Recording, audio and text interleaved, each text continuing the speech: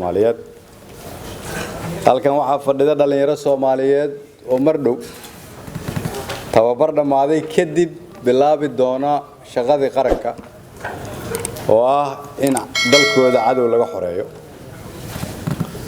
waxay bilaabayaan inay daba galaan tilmaamihii dunidu u taqaanay ciidanka xoogga dalka Soomaaliyeed oo ahayd tilmaan geesinimo idinkana waxaad noqon doontaan sida aan hubo inaad sii wadaan taariikhdii raggii iyo gabdhihii idinka horeeyay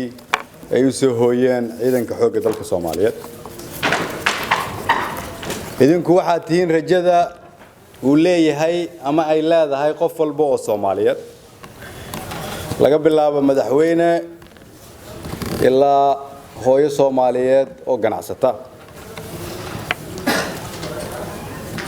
waxay ku hurdaan dadaalka idinku aad bixisaan waxay ku jiifaan nafta idinku aad hurtaan waxay mustaqbalkooda iftiinkiisu yahay geesinimadii lagu yaqaanay ciidanka xoogga dalka Soomaaliyeed oo ah sababta idinkana idinku kaliftay inaad naftiina soo qadintaan waxaatiin kuwii hore loogu yeerin in lagu seexdo ha seexan xilbaad sidaa ha seexan soo jeedo si weyn u foojignow ciidanku sida la og yahay waa dadka kaliya oo muwaadiniinta ah oo dhiigooda iyo naftooda soo xoray inta dadka kale ay noloshooda u ordaan oo shaqaystaan iyagu waxay isku dareen dalkana inay u shaqeeyaan dhiigoodana ay soo qadimaan cadowga waxa looga adkaado lagu jabiyo tiro ma aha ama hub iyo rasaas ma aha waxa lagu jabiyaa calool adayg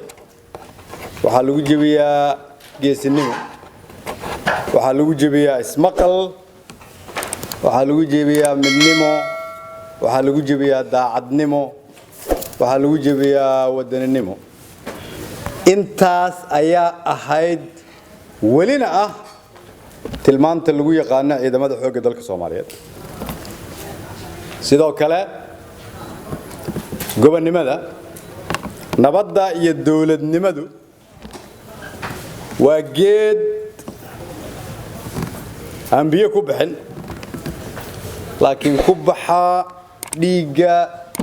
iyo dhididka ciidamada xoogga dalka Soomaaliyeed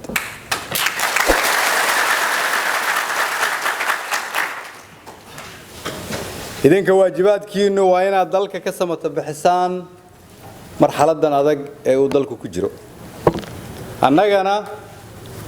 haddii aan nahay madaxda qaranka waajibaadkeenu waa inaan cudud iyo cuudba idin dhamaystirno ducana iyo mahadnaqna idinkugu darno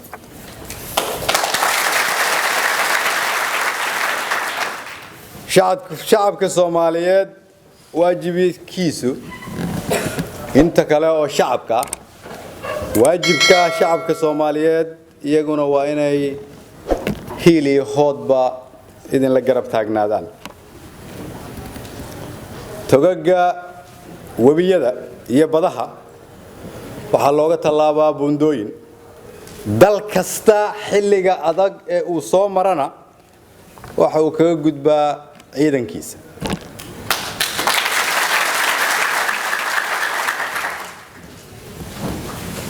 waxaan idin leeyahay dhaqaaqa oo baxa oo jidka toobiyo qoraxda la daala dhaca dadku aabi hooyaha idin arkaan cadawgana agta hoosteeda galiya